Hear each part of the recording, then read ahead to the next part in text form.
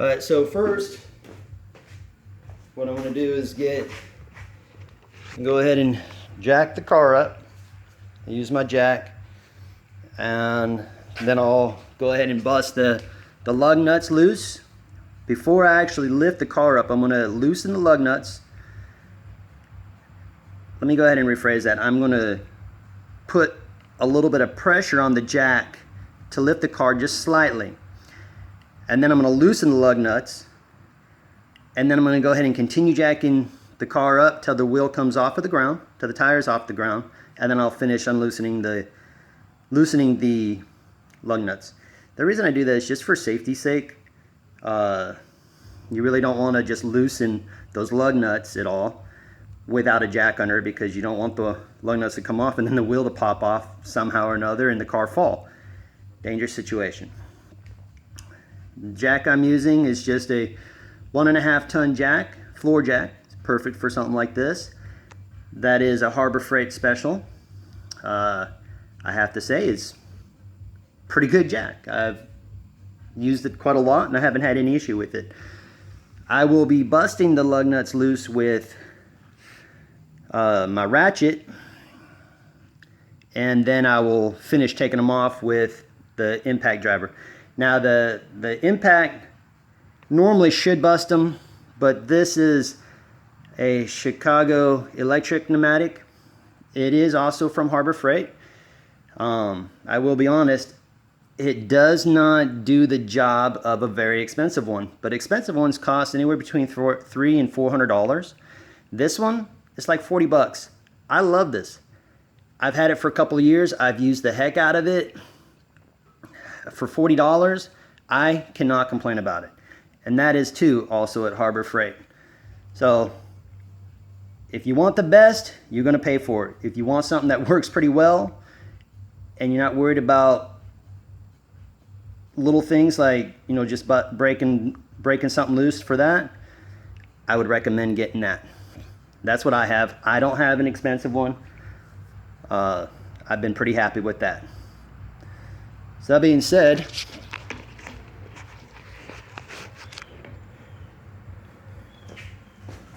so all I'm doing is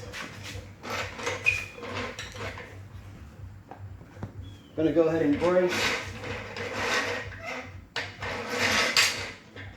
Go ahead and lift this up. Make sure you get it in the proper spot. You always want to be safe. Safe is very important. So if you notice, I just lift that up a little bit and come over here. And these are on here really tight, a little bit too tight. Yes, me. So, jeez. So what I'm going to use is I'm going to use the jack handle, and I'm going to use it as a cheater bar. And that really is just so you can put a better fulcrum point on it. And see how easy that made it? Okay. And remember, I'm just undoing it a little bit. I'm just what's called breaking them. And that is just because if you lift the car up and do it,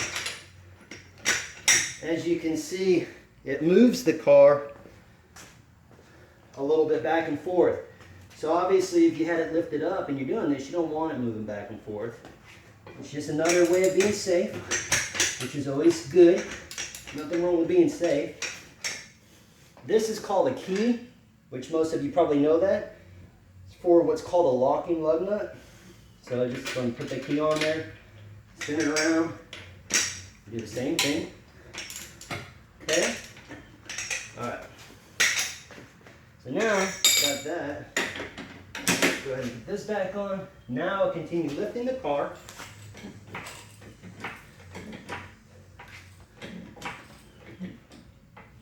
Okay. Only need to lift it a little bit. And I'm going to use this. It's my way of cheating to make it go faster.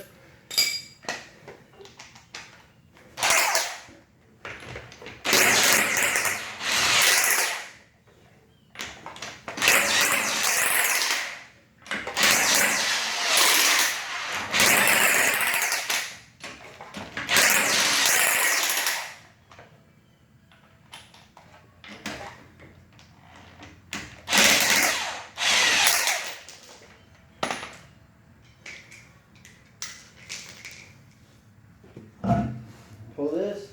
Now if you want to be super safe, you can always take your rim and you can just slide it underneath the car. Like so. And that's really just strictly if the jack were to give out for some reason. You've got the wheel under there to kind of catch the car so it doesn't fall. And then you can go ahead and proceed from there to fix whatever you need, get another jack or such. But that's in a worst case scenario. Hopefully that never happens. I've never had it happen. I just do it as a precautionary, as a safety. Alright, let's see, I forgot to say that these specific lug nuts are a 13/16, and now I'm going to go ahead and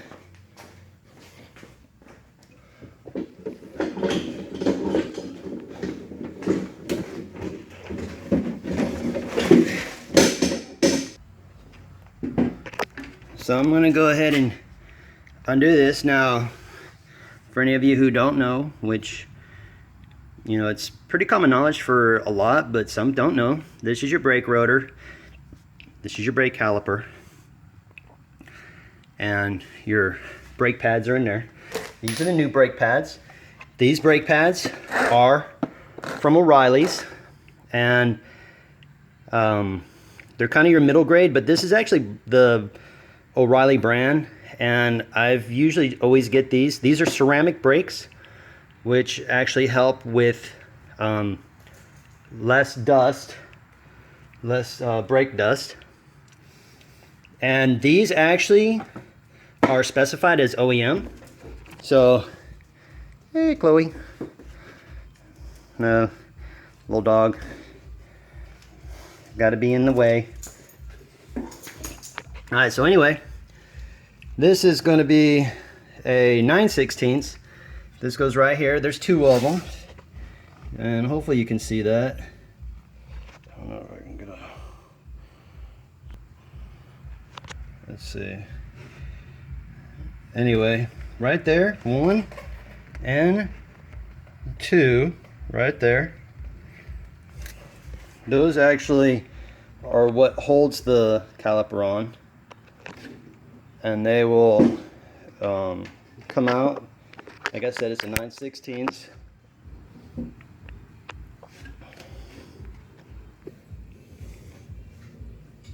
And I'm using just a ratchet on these, and I like using a bigger one, really just because I get a better leverage on it and makes it easier. I'm just going to bust these loose and loosen them. Okay. Always, anytime you remove parts, always keep them close, or possibly put them in a box. That way you don't lose them. So now I'm going to go ahead and take this off, and always remember when you take them off, if the car's been sitting for a long time, obviously you don't have to worry about it. But if you just got done driving the car, you always want to double check and make sure that it's not hot. Since they are brakes, there's a friction wear, they heat up. So just give it a little hot. You don't want to burn your fingers. You know, give it a touch. These are cold, I already know that. And go ahead and slide that off. I'm going to put it right there, like so. And of course you got to give the dog a little pet. Okay. She's old. Come on. Good girl. Now, remember, obviously, a little bit brake dust, so your hands are going to get dirty, especially if you're sweating a little bit. Alright. So these just slide off. These are your brake keepers. Alright, they do provide new ones with the brake pads. I'm not worried about changing them because these are still good. And so these are the pads. And a lot of times you'll know if the pads are bad or starting to get worn because this right here, this will actually make a squealing sound on the rotor, and that's called a wear indicator. That's just to let you know that the brakes are to that point where they, you know, it's a good idea to go ahead and get them changed or to change them yourself. These are the new brakes. You can see the difference. And I already did it, but brakes they'll come with, or you need to get it separately. It's a brake grease specifically for brakes, and I just add it to the lobes here, and then on top of here. It helps with noise vibration. Also helps with lessening your brake dust. It kind of collects it there instead of getting all over your rims. So if you have, if you're worried about that. And these just go on like so. The brake indicator, I put it on the back side, preferably. That's what I do. And I make sure that the brakes, the wheels are going like this. So I prefer when you get down to the brake indicator that instead of the rotor pushing it outward, I want it pushing inward. That way it doesn't bend it out and stays. And so obviously the one without an indicator will go on the front, and you want to have the curve with the rotor. The lobes go here, and I grease the lobes, and it's very easy. All they do is just sit in like so, slides in, and that's it. Same deal with this one. In and done. Now your brake caliper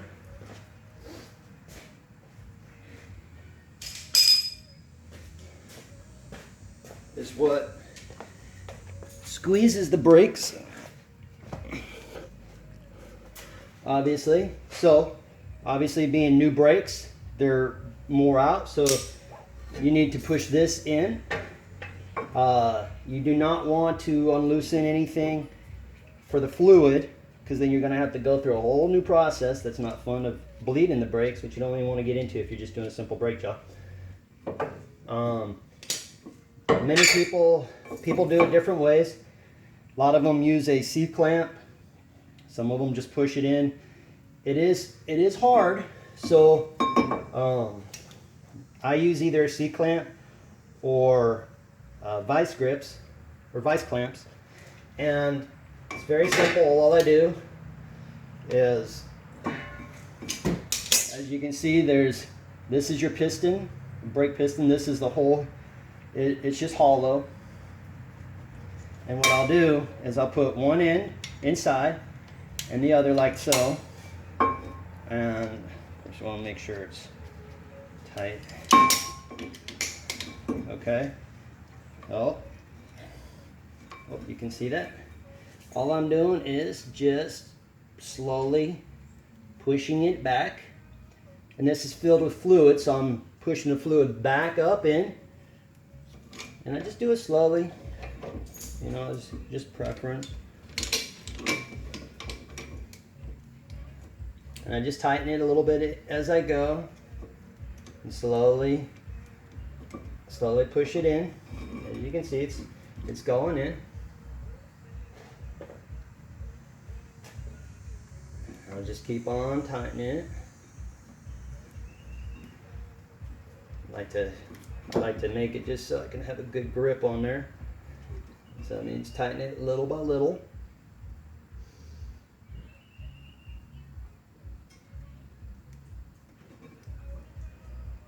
And that's it. So that's good. So I'm going to do just the reverse. Go ahead and put this, slide it over these, put it right here. I'll push these in because they're going to come out a little bit, just like so. Then take my bolts that I put in my box so I didn't lose them, and I'm putting them just back exactly where I took them off. And sometimes, that's the best way. Is sometimes you might want a video or take pictures to make sure you're remembering where you put them. and where you took everything off, and I'm just going to tighten them back up.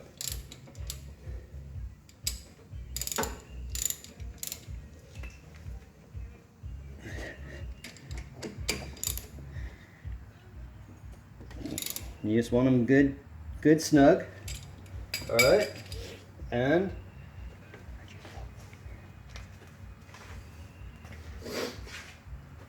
I thought you were talking to somebody.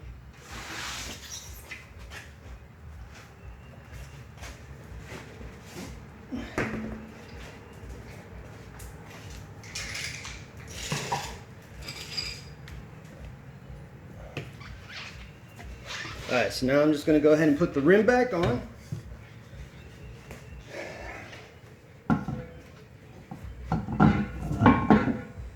Okay. Go ahead and put these on. These are the lug nuts again.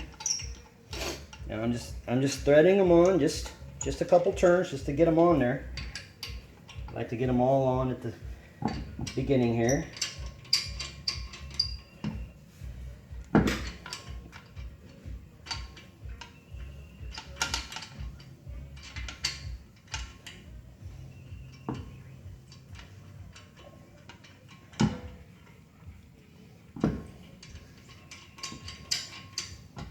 Okay.